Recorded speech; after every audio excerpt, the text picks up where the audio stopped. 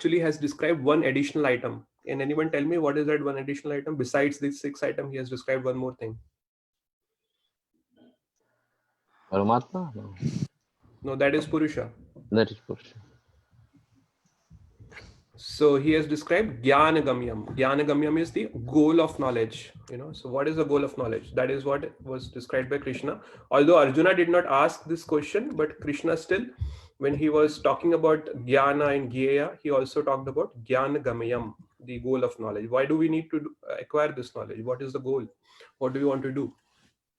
So in short, Krishna has answered all the questions. And now he's going to describe how all of this fits together in one coherent view. So basically, Krishna will talk about the worldview of a Jnani. What does that mean, worldview of a Jnani? It means a person who understands these things thoroughly. How does he actually see the world? And how does he deal with other living entities? How does he see the interactions and the activities in this world? And moreover, how his vision can enable him to get liberated. So Krishna will talk about liberation towards the end of this 13th chapter. We are almost at the last leg of the chapter.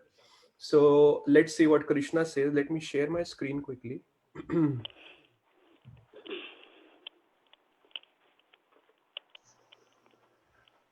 Prabhu, I hope you have given me rights to share. Yes. Okay, good.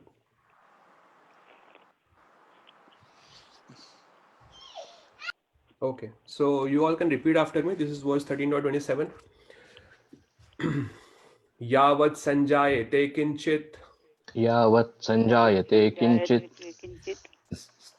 satvam sthavar jangamam satvam sthavar jangamam kshetra kshetragya sanyogat kshetra kshetrajna sanyogat tadvidhi bharatarshabha tadvidhi bharatarshabha yavat sanjayate kinchit yavat sanjayate kinchit satvam sthavar jangamam tatvam sthavar jangamam kshetra kshetragya samyogat kshetra kshetrajna sanyogat tadvidhi bharatarshabha tadvidhi bharatarshabha yavat sanjayate kinchit yavat sanjayate kinchit satvam sthavar jangamam satvam sthavar jangamam kshetra kshetragya sanyogat kshetra kshetrajna sanyogat tadvidhi bharatarshabha. tadvidhi bharatarshabha. Anyone else would like to recite?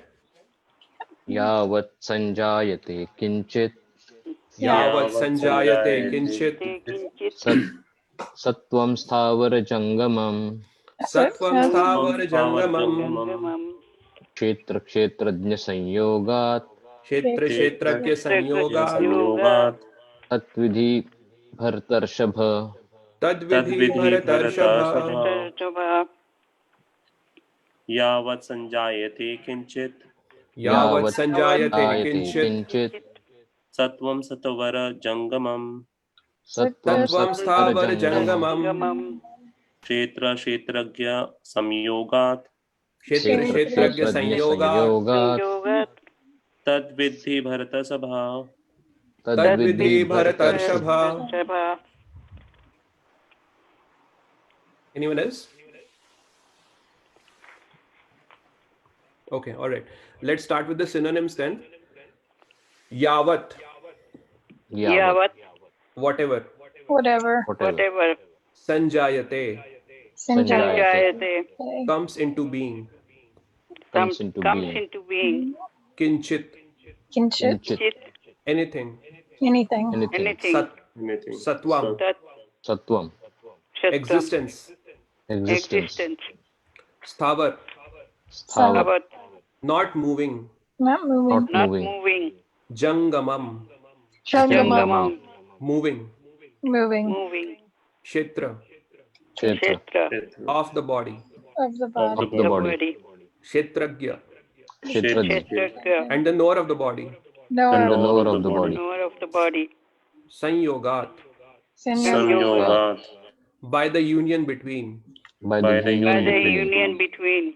Tat vidhi, तद्विधि you must know it. You You must must know it. Bharatarshabha, Bharatashashaba, O chief of the Bharatas. O chief of the Bharatas. Bharatas. Translation and purport by His Divine Grace A.C. Bhaktivedanta Swami Srila Prabhupada. O chief of the Bharatas, know that whatever you see in existence, both the moving and the non-moving, is only a combination of the field of activities and the knower of the field. Purport: both material nature and the living entity, which were existing before the creation of the cosmos, are explained in this verse. Whatever is created is but a combination of the living entity and material nature. There are many manifestations like trees, mountains, and hills which are not moving, and there are many existences which are moving, and all of them are but combinations of material nature and the superior nature, the living entity. Without the touch of the superior nature, the living entity, nothing can grow. The relationship between material nature and spiritual nature is eternally going on, and this combination is affected by the Supreme Lord. Therefore, He is the controller of both the superior and inferior natures. The material nature is created by Him, and the superior nature is placed in this material nature, and thus all these activities and manifestations take place. Namo Vishnu Padaya Krishna Pristhaya Bhutale Srimate Bhakti Vedanta Swami iti namine. Namaste Saraswati Devi Gauravani Pracharine Nirvishesha Shunyavadi Paschatya Deshtarine. So I'll read the translation one more time. O chief of the Bharatas, know that whatever you see in existence, both the moving and the non-moving, is only a combination of the field of activities and the knower of the field. I actually hear some echo. Can everyone go on mute, please?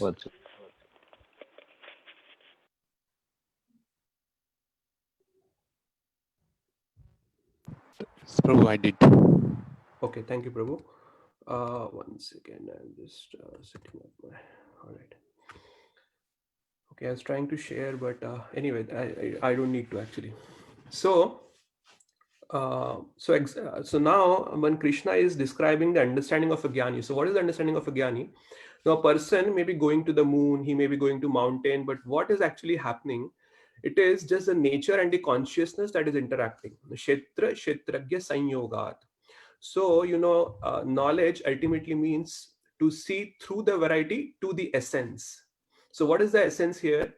So there may be, when we right now there are so many disturbances going on. Even today, people who are watching the news, etc. There are so many disturbances happening. Even in India, somebody has committed suicide. There are some disturbances happening at the border with India and China. So there may be so many wars and murders and violence happening. But what does a jnani really see? It is actually the result of the interaction of modes of nature. It is not that we have to go and try to do negotiations to resolve every war, every conflict. What do we have to do? We have to actually promote the mode of goodness. Now, when the Indo-China war was going on, at that time, Prabhupada was writing Srimad Bhagavatam first canto purports. Many of you would have read it in the purports also. So what did he mention there? Because he says that because the glorification of the Lord has been stopped, so people are fighting. Now one may think, now what is the correlation? China has some political problem with India. That's why China is attacking. But Prabhupada actually mentions that this is only a superficial cause. The real cause is all conflicts results because of the lower modes. So we have to see the universal principles. The fights results not because of some specific issues, but because people are in lower modes.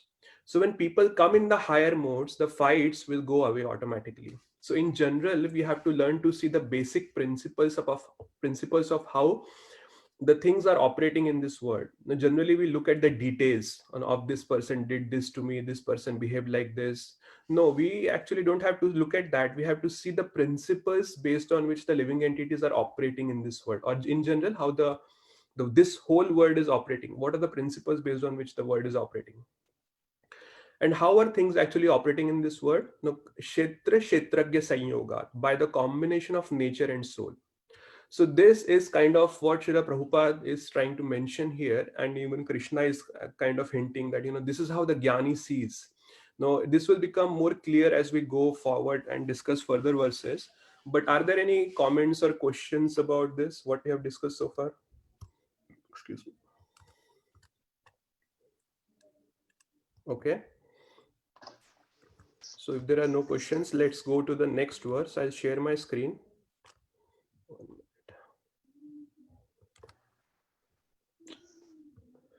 Prabhu, can you give me the rights to share?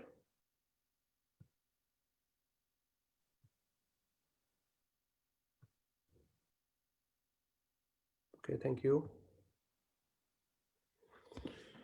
Okay, so actually now, so Krishna has talked about now. So what is the worldview of a jnani? He sees things as the combination of material nature and the living entity. So he has talked about the prakriti and the purusha, purusha in the sense that the soul. And now he will describe how the jnani also sees the super soul everywhere. He sees the soul and super soul everywhere. Actually, that is his worldview. So repeat one after me. No, we don't have to do the full recitation as we do for the first verse. Samam sarveshu bhuteshu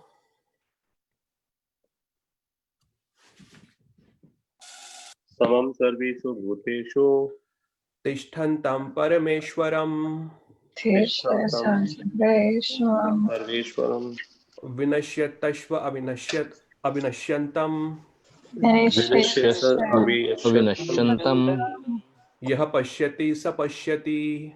यः yah पश्यति स पश्यति Okay, translation. One who sees the super soul accompanying the individual soul in all bodies and who understands that neither the soul nor the super soul within the destructible body is ever destroyed actually sees. Purport. Anyone who by good association can see three things combined together: the body, the proprietor of the body or individual soul, and the friend of the individual soul is actually in knowledge. Who is the friend of the individual soul here? What is Prabhupada talking about by the friend of individual soul? super soul. Super soul, yes. So, super soul always resides with the soul in the region of the heart. Unless one has the association of a real knower of spiritual subjects, one cannot see these three things. Those who do not have such association are ignorant. They simply see the body and they think that when the body is destroyed, everything is finished. But actually, it is not so. After the destruction of the body, both the soul and the super soul exist, and they go on eternally in many various moving and non moving forms. The Sanskrit word Parameshwara is sometimes translated as the individual soul because the soul is the master of the body, and after the destruction of the body, he transfers to another form. In that way, he is master. But there are others who interpret this Parameshwara to be the super soul. In either case, both the super soul and the individual soul continue. They are not destroyed. One who can see in this way can actually see what is happening. So, vinashyatashva avinashyantam. No one who sees that actually the body is destructible, vinashatyashva, but the person within, there are two persons within the body. One is the soul and one is the super soul. They are not destroyed, and these soul and super soul actually exist in all the bodies. And actually super soul exists not in just the bodies, he also exists in each and every atom. So when a person is able to see like this, yaha pashyati sa pashyati, he is actually the seer. He actually sees things as they are. A person who cannot see the soul and the super soul everywhere, he is not seeing things properly. He is not seeing things in their proper perspective. So actually, the Parameshwara is situated. Parameshwara is the super soul. He is situated in every living being. Equally, he is situated in every living being. It's not that in my heart he is situated more, in more quantity than anyone else. No, he is equally situated in everyone's heart in equal quantity also. It is just that some people can perceive the super soul more, the others cannot perceive the super soul more. And what to speak about the super soul, they cannot even perceive the soul itself. So the person actually has to perceive the soul within himself. He has to perceive the super soul within himself. And not just that, he actually has to perceive the super soul and the soul in all the different bodies that he's seeing around him. So when a person sees like this, yaha pashyati sa pashyati, that person actually sees things as they are. And now what is the benefit of seeing like this?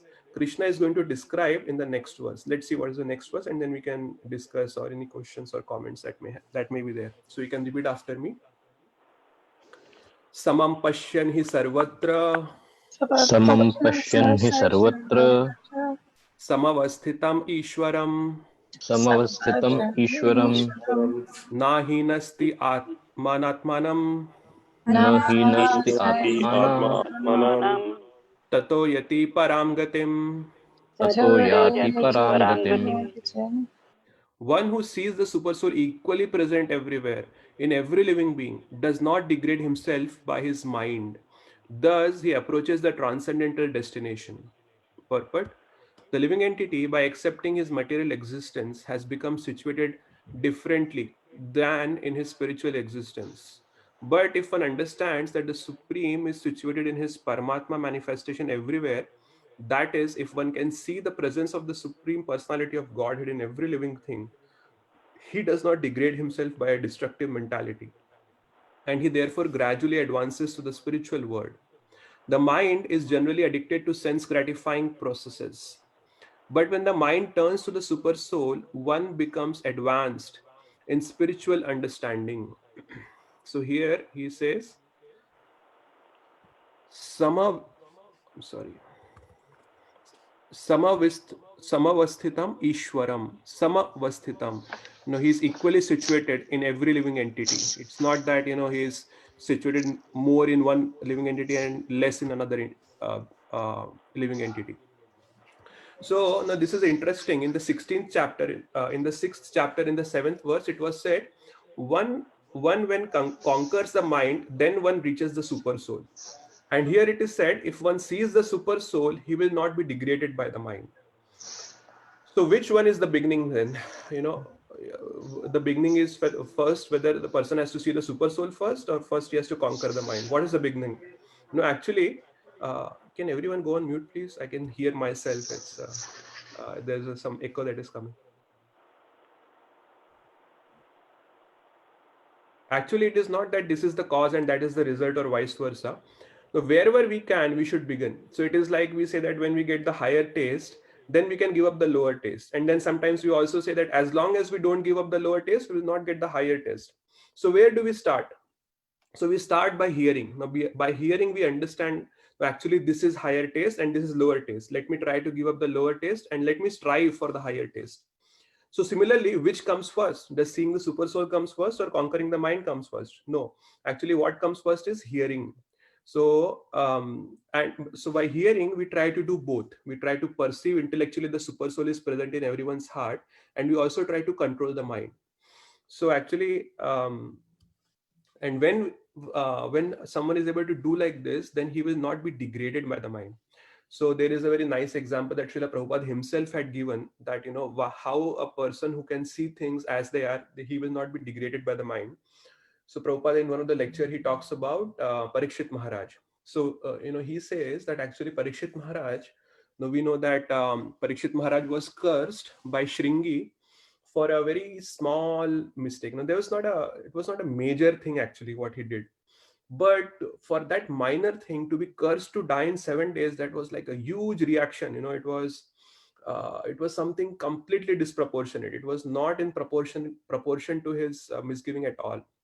So Prabhupada says that actually Parishit Maharaj himself is so competent that he could have counter cursed, and he could have actually countered the results of the curse even. He was a pure devotee of Krishna, and Krishna had saved him once in the womb of Uttara. Krishna himself entered and saved Parishit Maharaj from the Brahmastra of Ashwathama.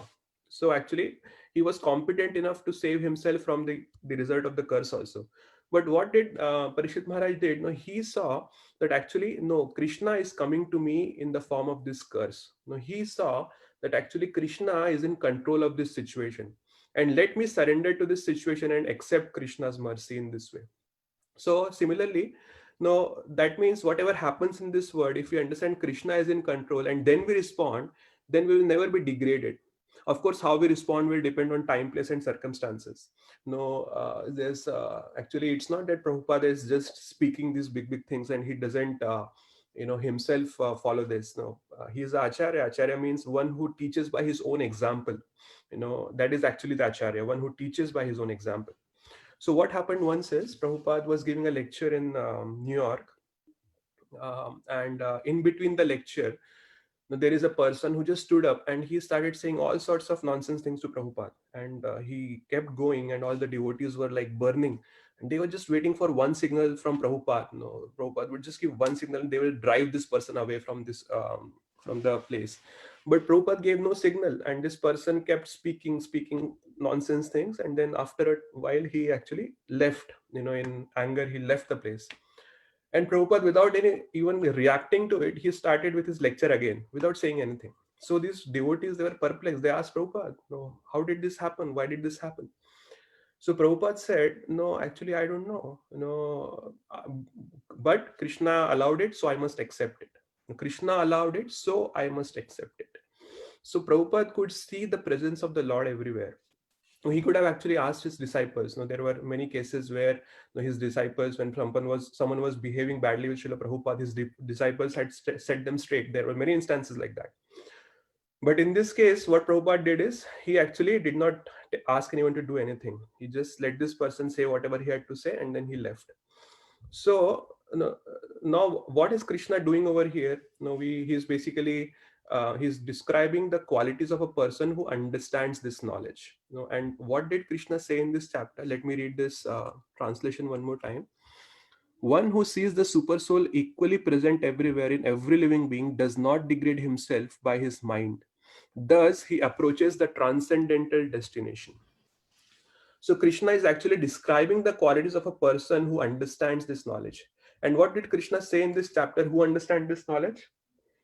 Anyone remembers?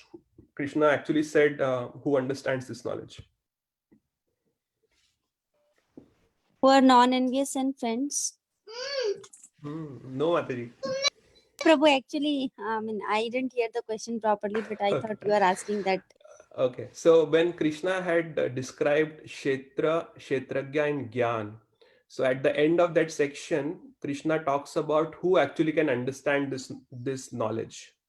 Whatever Krishna had spoken, who can truly understand this? Who understands the difference between matter and spirit? No, actually he says only my devotee can understand this. Yeah. So he had said only my devotee can understand. No, this is a little striking part of this 13th chapter. 13th chapter is the hardcore Gyan chapter. So many technical terms are there. It is the heart of the Jnana section of the Bhagavad Gita, 13th chapter. All the technical concepts come in this chapter. But here in the heart of the 13th chapter, Krishna is glorifying bhakti. 3 times he glorifies bhakti in this 13th chapter. Does anyone know where are those 3 times? We spoke about once. Just now we said there is, I think that is verse 13.19, where Krishna says that only my devotee can understand this. What are the 2 other places where Krishna glorifies bhakti? One between 8 to 12, Prabhu. Ananya Yogena Bhakti. Ananya Yogena Bhakti Abhabicharini, yes. Oh. And where else? 18 verse, Prabhu? No, I mean, we already discussed that, right? 19th verse, that he says only my devotee can understand this. There is one more place where Krishna describes or glorifies bhakti. In this chapter only you are asking? In this chapter, yeah. Okay, so that is verse 26, where Krishna says, Shruti Parayanaha, devotees of hearing. Hearing is a limb of bhakti. No, it is not a limb of Gyan actually. Hearing, Gyanis, what they do is they do their own intellectual speculation. They don't hear so much. They will just read the scriptures and they will try to speculate intellectually, and they will try to come to some conclusion based on their own analytical, intellectual speculation. So this, where he talks about Shruti Parayana, devotees of hearing, that is actually a limb of bhakti. So 3 times he had actually glorified bhakti in the same chapter. And now again he is talking about some qualities of the person who can understand this knowledge. So once he had said that only my devotee can understand this knowledge. So we may wonder whether this person is a jnani or a devotee. Now actually, who is this person? He is a devotee, who has graduated to become a devotee through the path of jnana. And how do we know this? Krishna actually had talked about this in one of the earlier chapters. He had talked about the same concept. Anyone remembers what is that chapter where Krishna talks about this? Okay, so that is the 7th chapter. In the 17th verse, Krishna had said, Tesham Gyani Nitya Yukta Ek Bhaktar Vishishyate Priyo Hi Gyani No Atyartham Aham Sacham Mama Priyaha. He says that Tesham Gyani Nitya Yukta Ek Bhaktar Vishishyate. He says that the Gyani who is always engaged in pure devotional service is the best and he is very dear to me. Priyo Hi Gyani No Atyartham. So, what is Krishna doing here in the 13th chapter? He is actually glorifying the vision of a devotee who was a Gyani earlier. And just in the last chapter, in the 12th chapter, Krishna had glorified the Bhakta in 7 verses, if you remember, starting from 12.13 to 12.20. He had glorified the qualities of his Bhakta. So, actually, in the Bhagavad Gita, Krishna talks about qualities at many places, but very prominently at 3 places the qualities, and he glorifies those qualities. Once it is glorified in the 12th chapter, very focused way, he glorifies the qualities of a Bhakta. Then again in the 13th chapter at 2 places. Now, one, he talks about from verses 8 to 12, he talks about some qualities. It may not directly be the qualities of a devotee, but indirectly we understand. And then Krishna connects that towards the end of the chapter. The same things that he had spoken in verses 8 to 12, he is connecting that now when he says that only a devotee can understand this. He is connecting this back to how, this is. So, and then we say that the qualities that Krishna had spoken about the Bhakta and the qualities that he is going to speak about the Gyani. So actually it is a Gyani. From Gyani is going towards Bhakti. So there are a lot of overlapping qualities there. So in the Jaiva Dharma, Bhakti Vinod Thakur talks about Nitya Dharma and Nanitik Dharma. Bhakti Vinod Thakur actually was a very analytical genius. And the way he has presented Vaishnavism is something practically extraordinary. So what he talks about is, he talks about 2 concepts, Sargrahi Vaishnava and Bhargrahi Vaishnava. So he explains that a Bhargrahi Vaishnava is a person who actually holds on to the rituals and then fights. So his fight is basically with the Maya. So his fight is based on rituals. For Sargrahi, he says actually a devotee is known by his character and his qualities. And once a person has these qualities, whether he is within the Vedic fold or outside the Vedic fold, he is dear to the Lord. And when what he does is he expands the understanding of the Vaishnava culture to show how the principles of Vaishnavism are there in all the religions. Many of us would know that Bhaktivinoda Thakur had written many books. Almost, I would think he would have written almost about 100 books, out of which some are very prominent. So Jaiva Dharma is one of his most prominent books. Some of you might already have read this book. He actually talks about other religions also in this Jaiva Dharma book. So he actually has written a commentary on Bhagavad Gita also. Now, in his commentary on Bhagavad Gita, he emphasizes on one main theme. The main theme that he focuses on is actually, he says that even the Bhagavad Gita is meant to help us develop rasa. Now, that's why he calls his commentary as Rasik Ranjan. Excuse me. Ranjan means one who gives pleasure or something that gives us pleasure. That means Ranjan. Excuse me. So he explains that the verses that are describing the qualities of a devotee, they are describing the qualities in 2 terms. So when someone has these qualities, we can know that he is a devotee. And the other way he says is, if we want to become a devotee, we should strive to develop these qualities. So actually, historically, what had happened was that at the time of Bhaktivinoda Thakur, Gaudiya Vaishnavism had become very distorted, unfortunately. So why we are talking about this is, Krishna has talked about some qualities in the 12th chapter and the 13th chapter, which are morally also very valuable. He talks about this person is peaceful, he's detached, he's sense controlled. So he's talking about these qualities in terms of his devotees also. The same qualities he has talked about in the Gyani and same qualities he is talking about in the devotee also. So at the time of Bhaktivinoda Thakur, what had happened was that there is a school of thought which is known as Tantra. Many of us would have, actually in India, probably everyone would have heard about Tantra. So what is this Tantra? Just like the Vedic culture allows animal sacrifice, which is animal sacrifice when it is done under certain conditions, then that animal sacrifice itself is it is considered to be a religious ritual. So people think that if you go to and this is a distorted idea before I actually say that. So people think that if you go to a Kali temple in Calcutta and sacrifice a goat, then you will become free from all sins. But actually, what frees a person from sin is not the killing of the goat, it's actually all the associated rituals that are done, the mantras that are chanted, the prayers that are offered, the meditation that is done on the deity. Now, all that is in the scope of dharma. And this is additional, which a person anyways wants to do, and he's allowed to do that. The sacrificing of the animal, it is something additional which a person anyways want to do. He's attached to meat eating. So just as we know that this with respect to the meat eating, so similarly tantra, what it does is it applies the same principle with respect to sex also. So that means what tantra holds is that sex can also be sanctified. It says that when sex is done under certain conditions, it can become a means for spiritual advancement. Now this is very different from what Krishna is telling in Bhagavad Gita. Krishna says that when sex is done for procreation with proper samskar, then it may lead to spiritual advancement. That is dharma. No? It is dharma. What is that? Dharma viruddha kam. I'm missing the words, but so tantra's idea is very different. Tantra's idea is that sex itself can be a tool for spiritual advancement. Now, actually, what is the original purpose of Tantra? It is that people who are attached to sex anyway, just like people are attached to meat eating, now get them into the scope of dharma.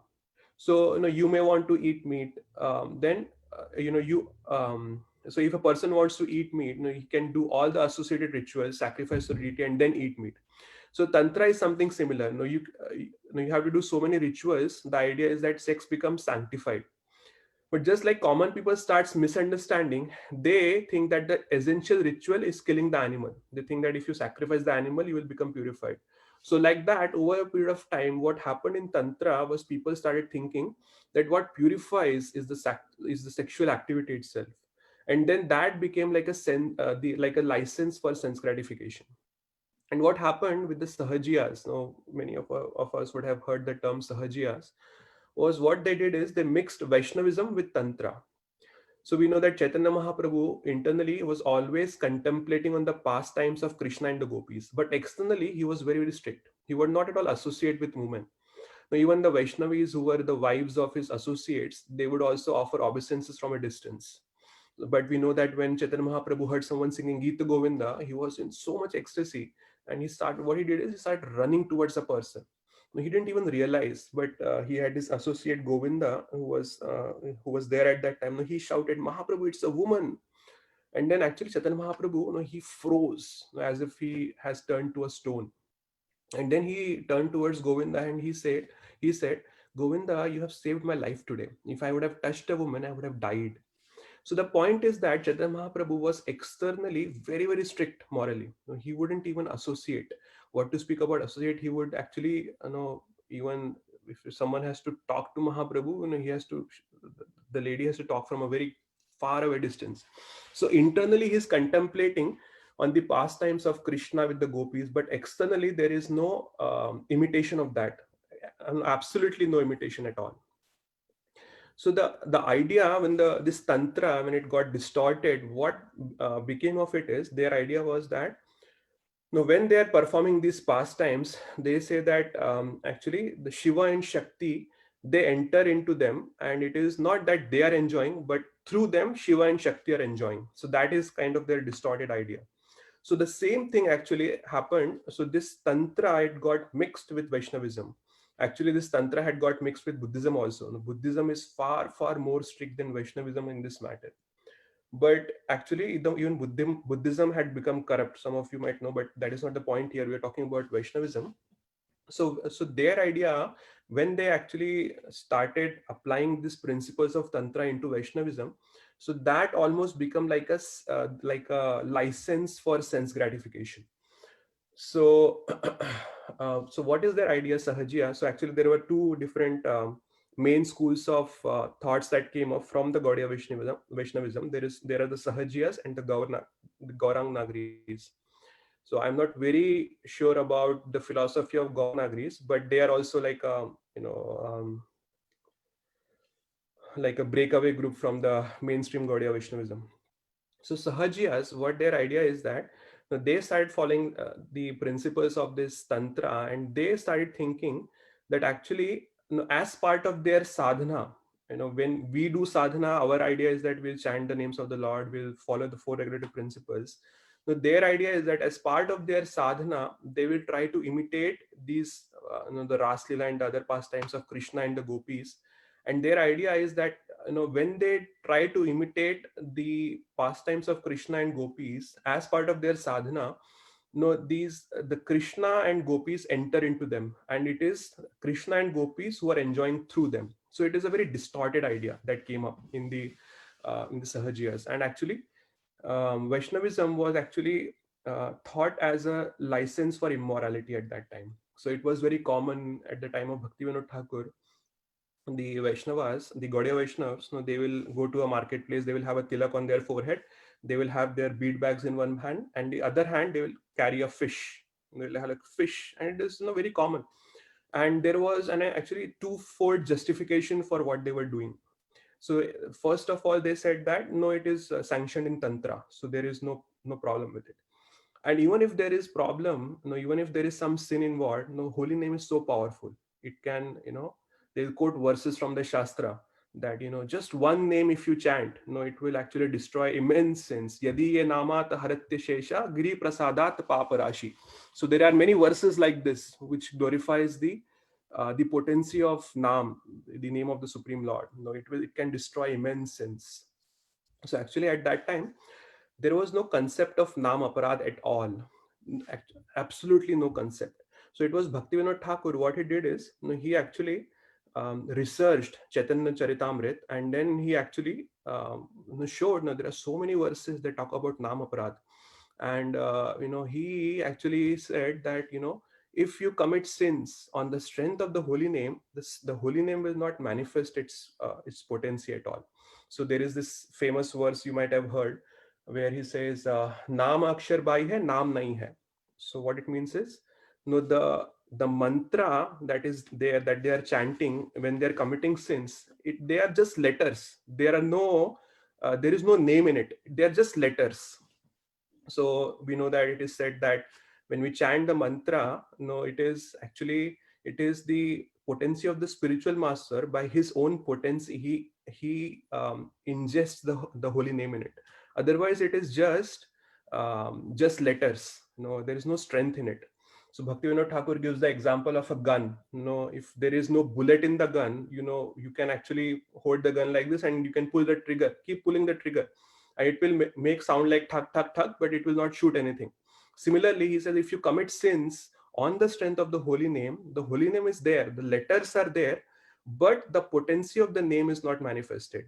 So actually at the time of initiation, the spiritual master, he actually ingests the potency of the actual holy name, the name of the Lord in the mantra. So, and then it becomes powerful. But he does it on a particular condition that, you have to follow these rules and regulations.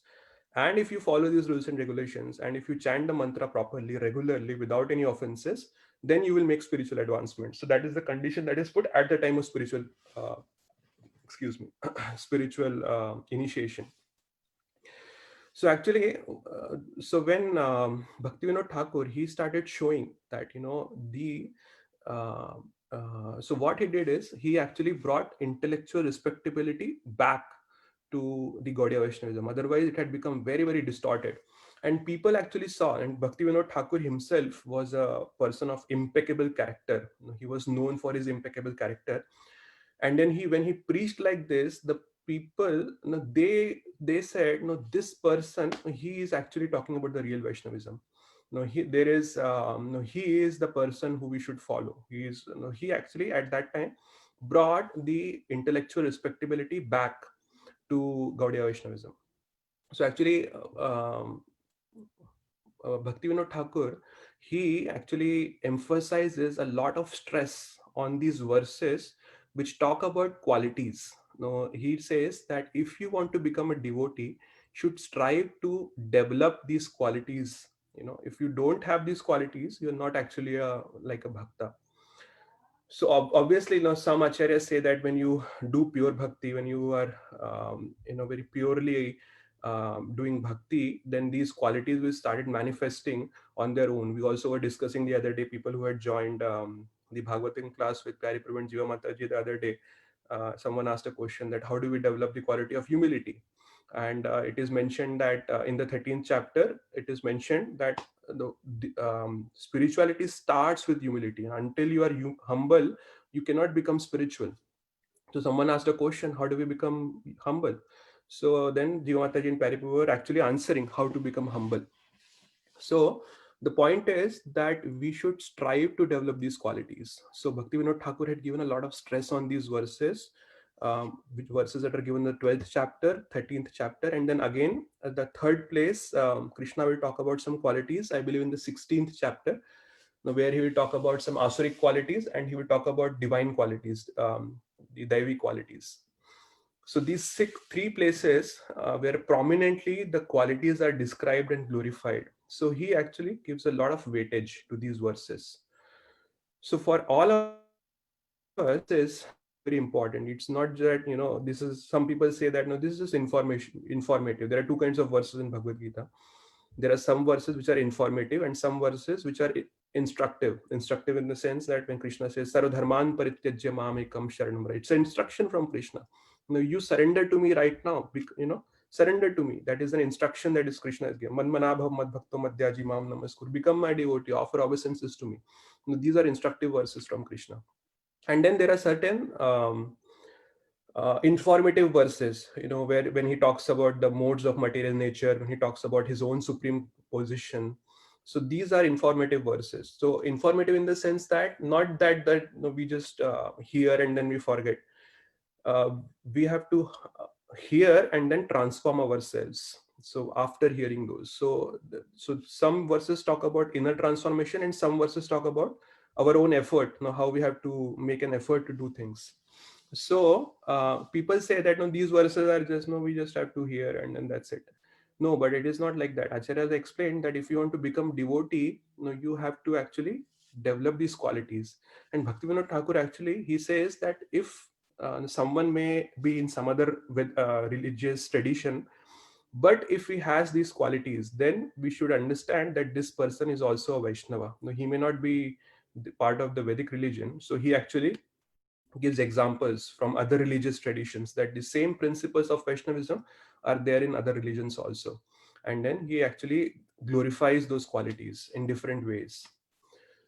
So I'll just stop here. We had discussed 3 verses today.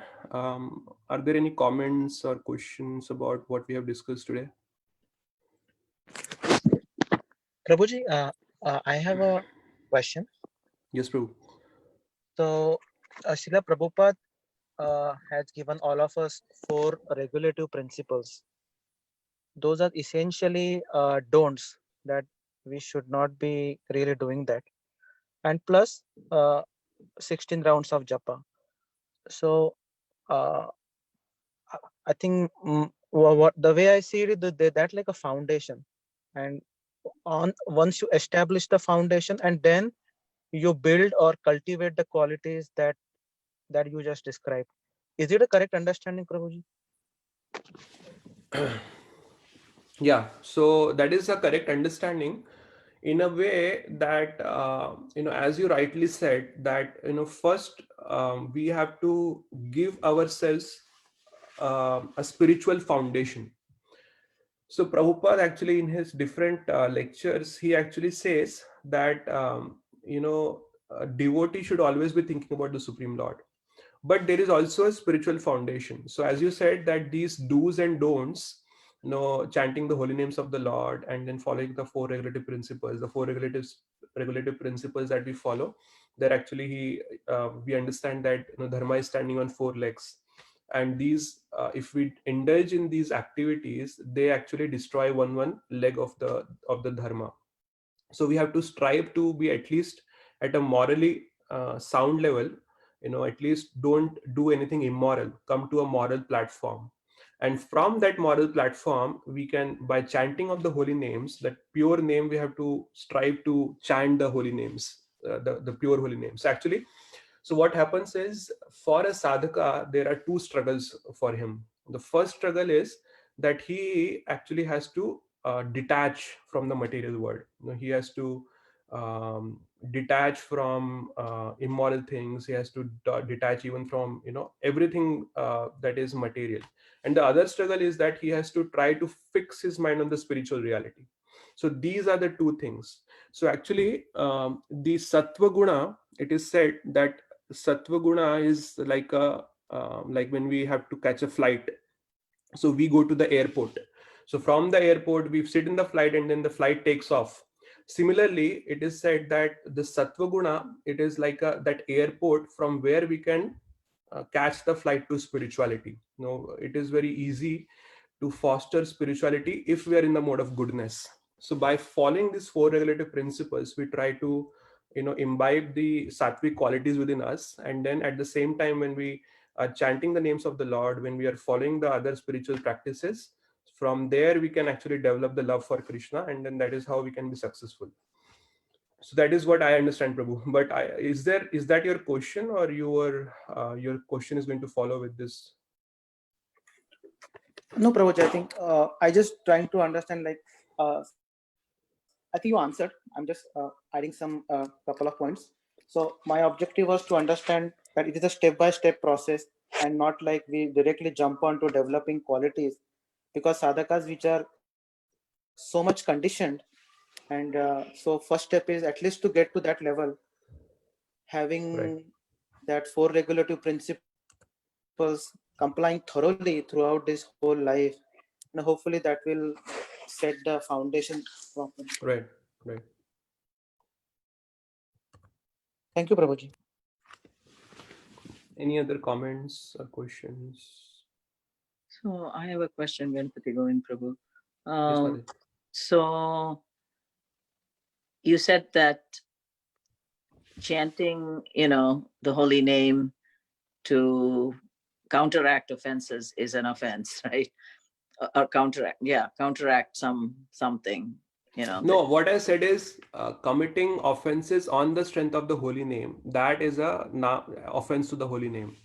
So we should not be committing offense and then thinking that the holy name is so powerful it will purify me, even if I commit offenses. So that is one of the 10 offenses which we chant right in the morning every Saturday nowadays. We are chanting that committing sins on the strength of the holy name is a namaparad, is an offense to the holy name. So that is what I said. But unintentionally committing some offenses Yeah. by chanting is not Right. Yeah. We should not be, planning and, devising strategies that, okay, I'll commit these, I'll do sense gratification like this. And because the holy name is so powerful, it will not affect me, or I will not have any negative effects. So if we plan like that, and then we commit some offenses, some sense gratification on that strength of the holy name, that is a offense to the holy name. If we do it unknowingly, mistakenly, sometime, once or twice we had done it, but we have to correct ourselves as soon as we know that, okay, this I should not have done this.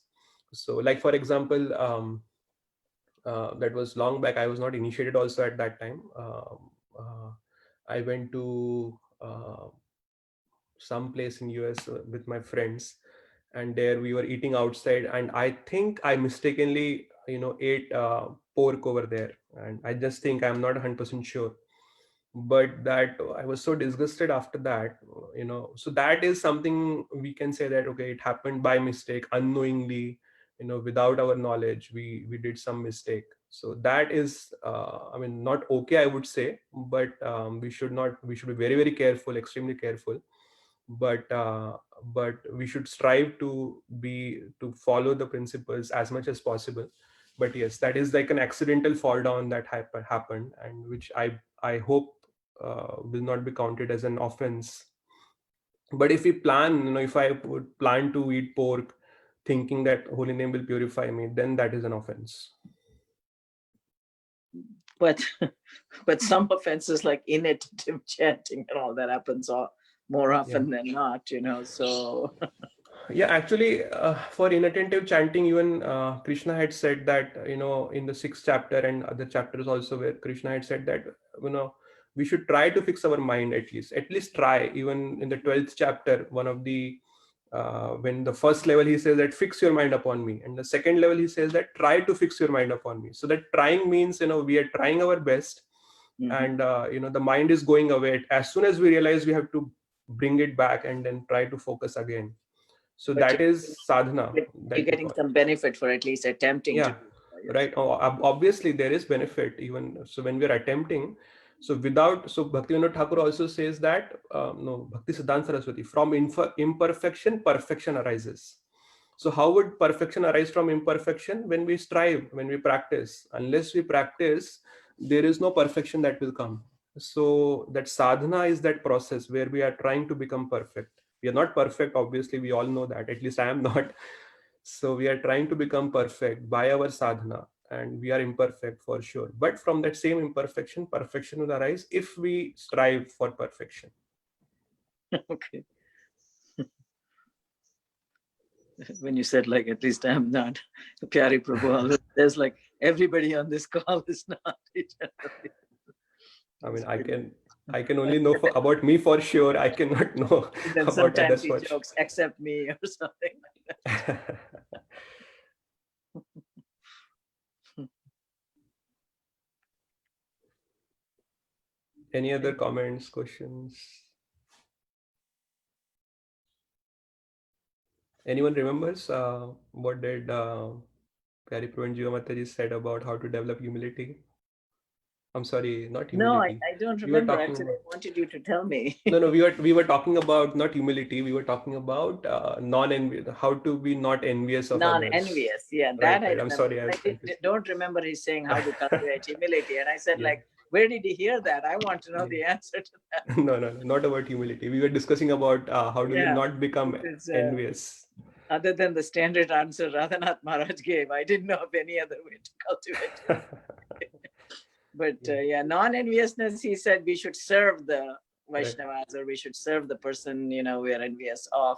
Yeah.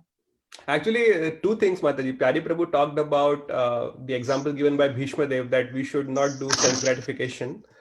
And if we are not doing sense gratification, we'll slowly become non-envious. That is what Pyari Prabhu said. And then Jiva Mataji talked about serving the person whom we are envious, whom we think we may be envious of. So if we serve that person. So there were two things that I remember from that discussion. So by that token, you're saying as long as you have sense gratification, there is going to be some envy here. Yeah, Pyari Prabhu was quoting Bhishma Dev when he was, as far as I remember. Mm-hmm. Where envy is by itself out of sense gratification, because you perceive someone else deriving a better benefit Right. than what you are getting. Exactly. Do you think that they are So enjoying more someone than else you is getting more sense gratification than I am. So your whole philosophy is based on sense gratification. Right. Like Very someone good. else getting being loved by people or appreciated by people, and you suddenly start feeling, oh, why is that person being appreciated more? That is because you Right. crave that appreciation. It's again a Right. sense gratification. Yeah, Not just they're appreciation getting some or better benefit. Yeah, or they're right, getting some better possessions. Yeah, they may have a better car, Yeah. better wife. No, that is too obvious. But even Right. someone else being appreciated more than me Right. No, or itself. even Let's say there are two Vaishnavas, and the Guruji appreciates one Vaishnav more than one devotee more than the other, and the one who is who thinks that the other one is being appreciated more, he's getting stuck in that sense gratification. Right. or in householder life, better child, better grandchild. All those things too. Better yard of someone, Yeah, even something like that. But in the Indian community, I always say like, is your child doing better than Sharma my जी के बेटे से देखो शर्मा जी का बेटा कितना पढ़ लिख गया. और That kind Harvard of thing. गया और येल गया और मेरा बेटा यूकॉन गया or something like that. That is so difficult, right? To not let your mind go to that envy, edge of envy in things that someone else's child does better than yours and someone is talking about it, that little thought will definitely come. I mean, you can correct yourself after that, but No, because it arises out of comparison, right? I agree. I mean, I was just telling in Bhagavatam class the other day on Saturday morning that I had that thought, but then I thought to myself that everything in this world is so temporary. Why am I thinking that somebody else has something better? Because it's all temporary in the end. So I tried to correct myself, like, at least if you're an aspiring devotee, you recognize you're being envious and you try to correct yourself, Right. and tell yourself, ultimately, this is also temporary. So why am I being envious of somebody else having a slightly better situation than me? Another, I won't say call it philosophy, but thing that worked for me was when I started disassociating my social prestige from my child's performance in anything. Because we connect the child's performance with our social prestige.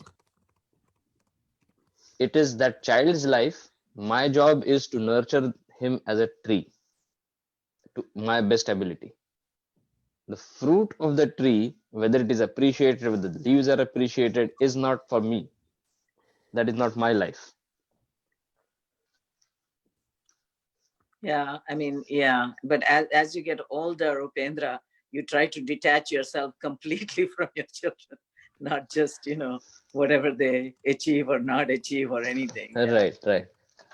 But when you're that younger, detachment is fine, but I feel that the first step towards getting all this detachment is whatever causes the negative or the positive mind, because someone else compared your child with someone, that should go away first. yeah, I mean, I think when you're younger, you should stop the comparison. You should just try to develop your child to the best of his or her ability and not compare at all when you're in your younger householder life. And that again brings back to karmanyavadhikaraste. So your job is to just do the job. But our job also as a householder is to bring them to Krishna consciousness and recognize. In fact, it says that is the duty of a householder who bears children, to make them Krishna conscious and recognize what is the real purpose of their life to ultimately. Because otherwise, what is the point if they get a PhD and become these great big persons in this material life?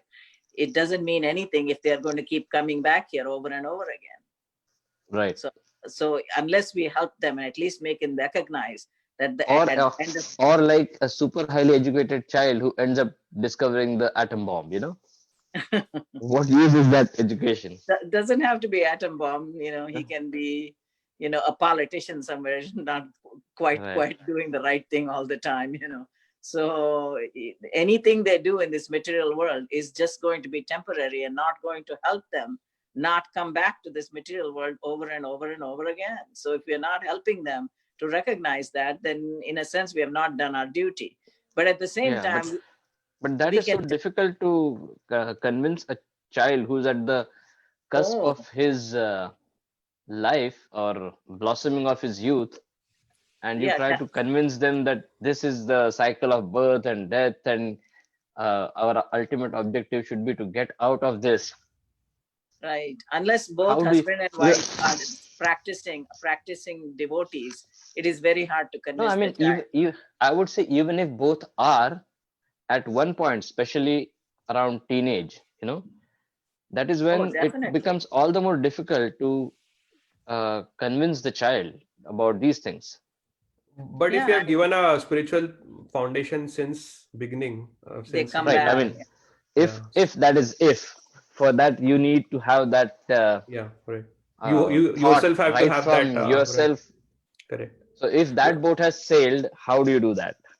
So some people, I have myself encountered them, they say that no, they are so young, what is the need for telling them about all this right now? There is a certain age for all this, and when they come to this age, then they will automatically know, or we can tell them. But the point is, from the childhood, if you have not given them that values, at least tell them that you are not this body, you are the soul. That basic thing should be very clear. Once that is clear, that I am not the body, I am the soul, then in the end, at least tell them that you have to work in a way that you should also benefit your soul, not just try to gratify your body. So if that basic thing is given to them since the childhood, then there are many chances that, I mean, that teenage, as you said, that is, absolutely. And even I was like a very rebellious person when I was a teenage. I was obnoxious. I mean, now Right. if I look back at it, I don't know how I survived without getting into Exactly. some real big problems. Like Right. I got into street fights. Yeah. No, Or all of us probably would have got into so many things when we now were I think about it, they were such a trivial thing. Someone uttered a word against you or something, cursed you or abused you. You were not that person being abused until you responded to it. Yeah.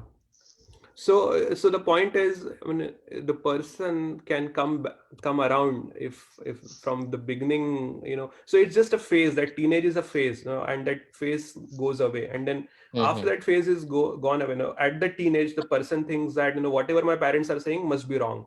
He Right, will right. never whatever they are saying must be wrong. But when he is not teenager, he depends on his parents, and he realizes so much the parents are doing for him.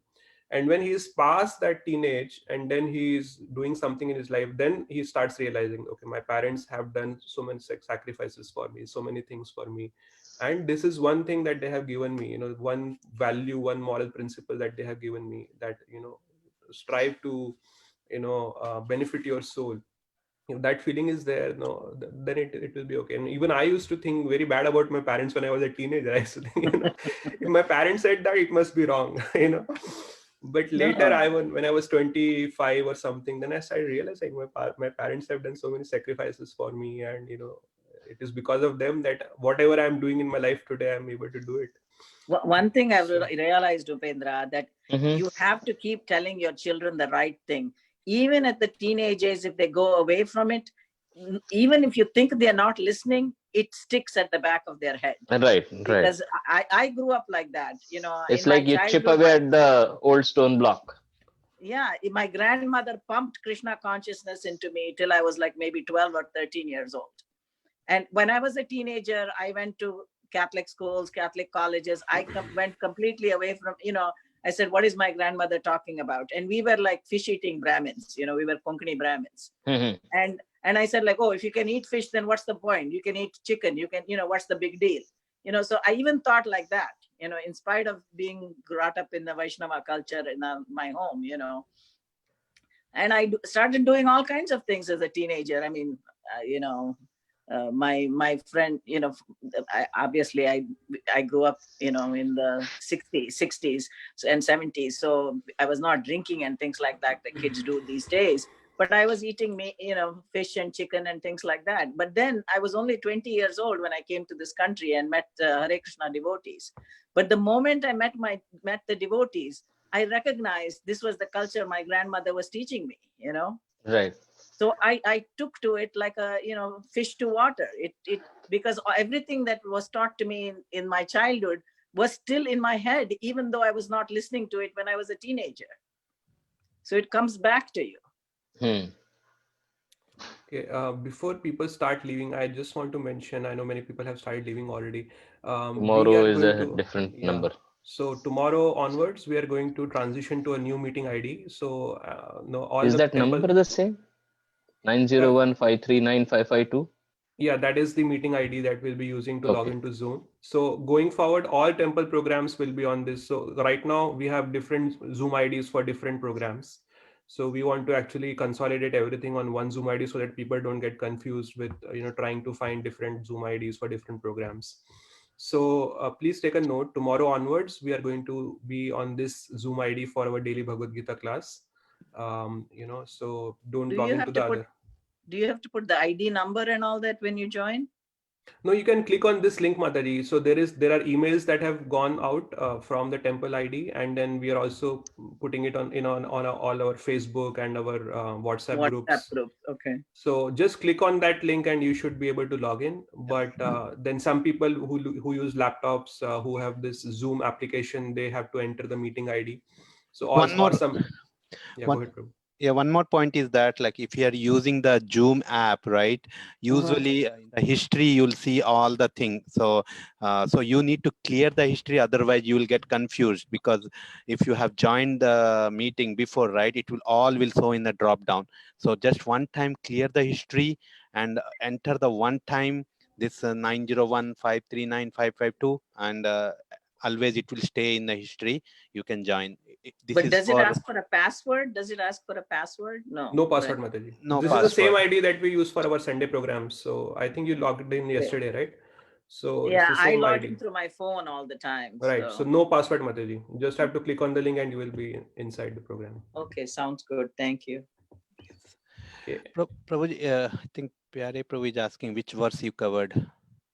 Okay, yeah. So I completed until verse number 29, I believe. One second, Prabhu. Verse 13.29 I covered today. So tomorrow 30, right? That's right, yeah. So 13.30. So I did 27, 28, and 29 today. Okay. Tomorrow onwards, we'll have to have 30 onwards, yeah. All right. So I think Pyare Prabhu or Jiva Mataji, whoever is listening, please, it's a 10:30. Sorry, 13:30 for tomorrow. Yeah. Pyare Prabhu Jivantari, you have any comment about what we discussed today? If you're there.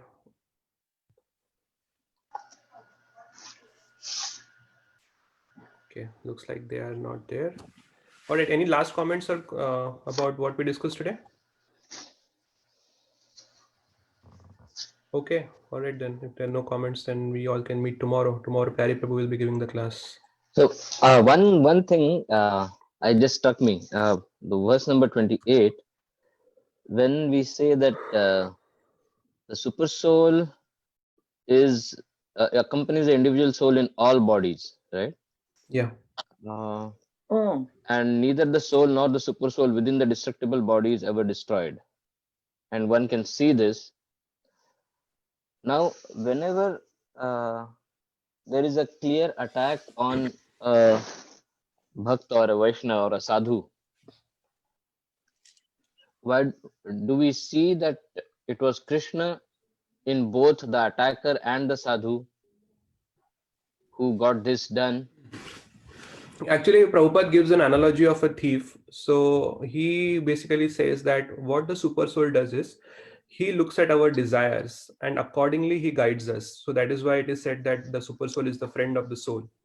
So but he also gives instructions through Bhagavad Gita to change our desires, have spiritual desires. But till the time we don't have spiritual desires, we have material desires. So we can only desire, but how those things will happen, that is not in our control. So what happens is, from the heart, the super soul gives us the guidance. It gives us the inspiration to do certain things. So Prabhupada gives an analogy of a thief.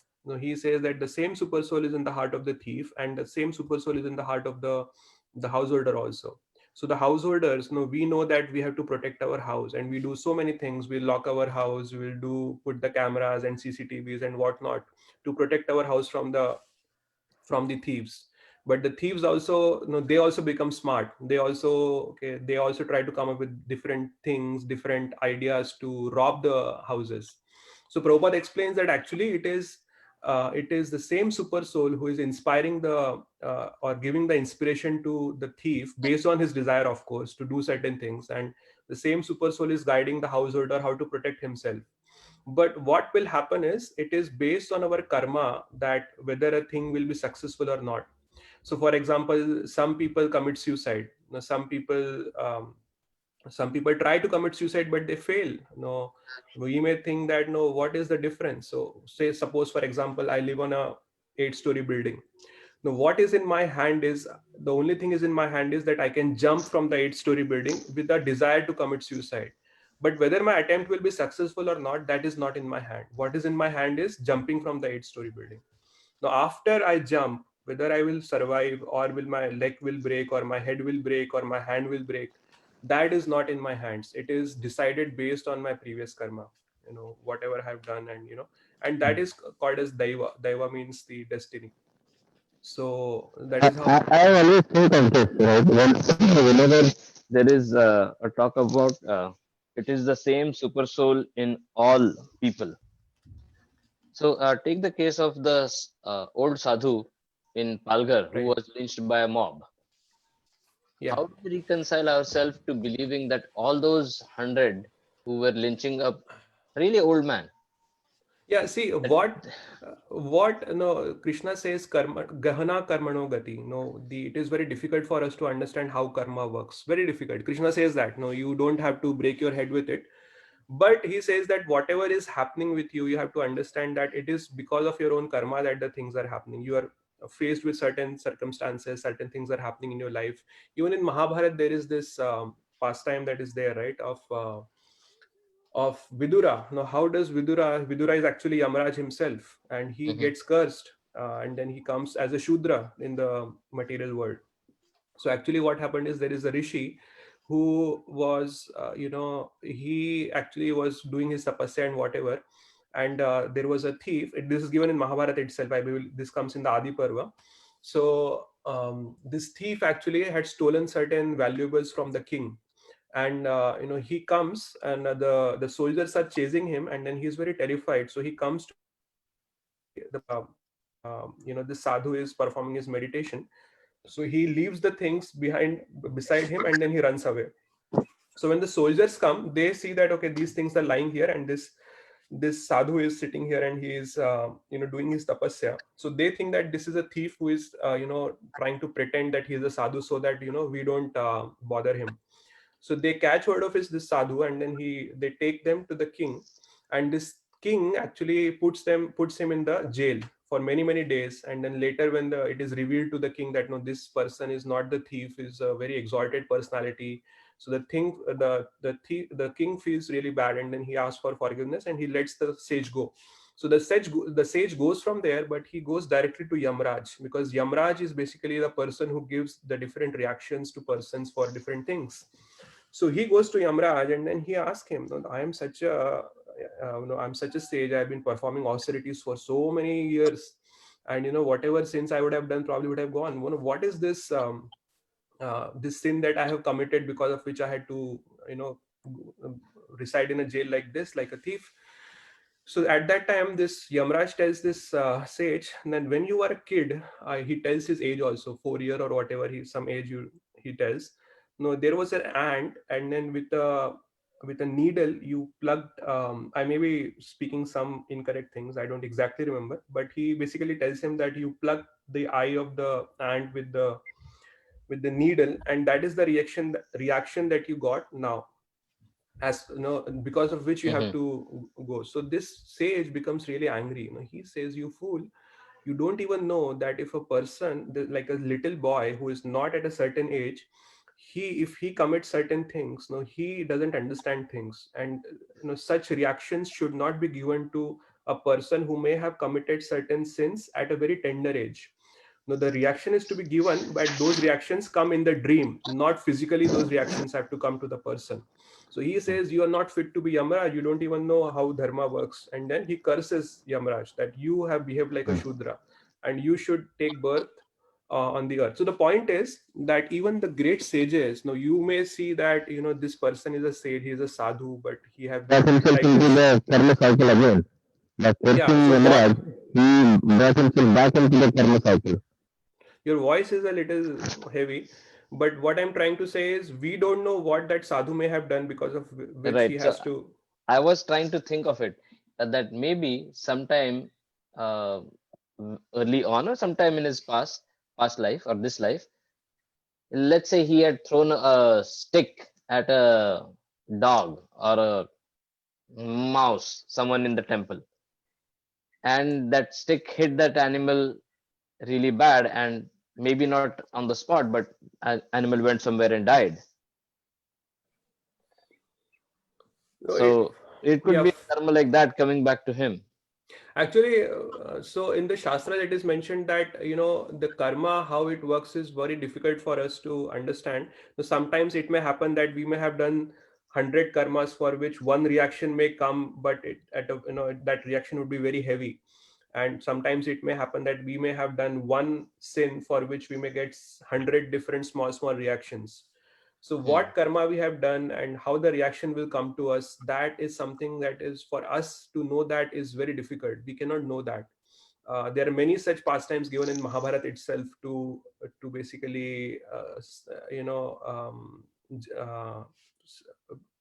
basically tell the way the karma works. But ultimately the thing that comes out is, it is very difficult for us to comprehend what we might have done, due to which we are getting certain reactions in this life in certain ways.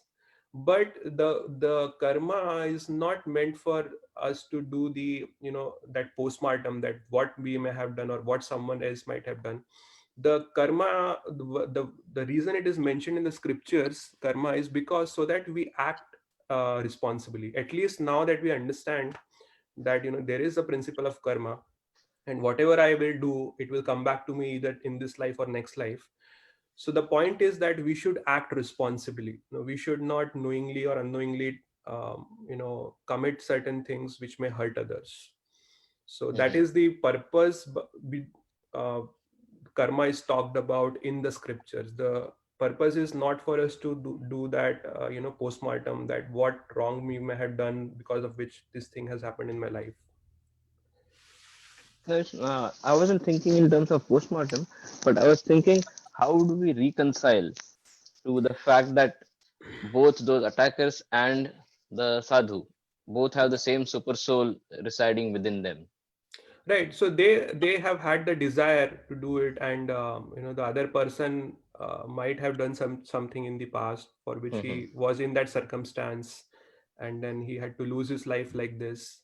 But the other thing is, so even when we read Ramayana and all, we see that there are so many sages who are being killed by these demons, because of which the Lord has to come, and then he has to deliver these sages and kill the Rakshasas and the demons.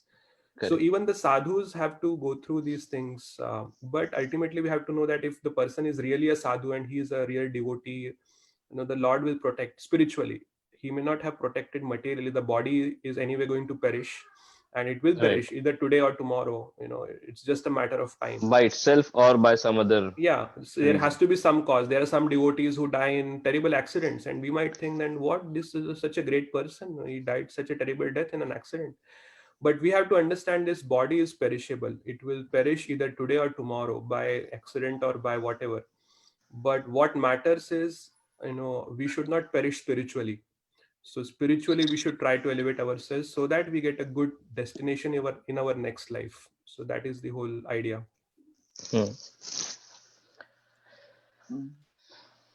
I had a quick question too, but I think it's nearing 8:30, right? Yeah, right. So we have the call, the other call. Okay, yeah.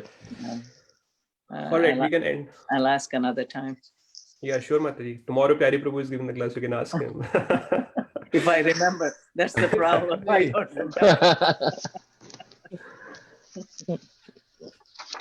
All right, everyone. Thank you so much for joining. Hare Krishna. Vancha kalpatarubhyasya kripa sindhubhya eva cha patitanam pavanebhyo vaishnavebhyo namo namaha.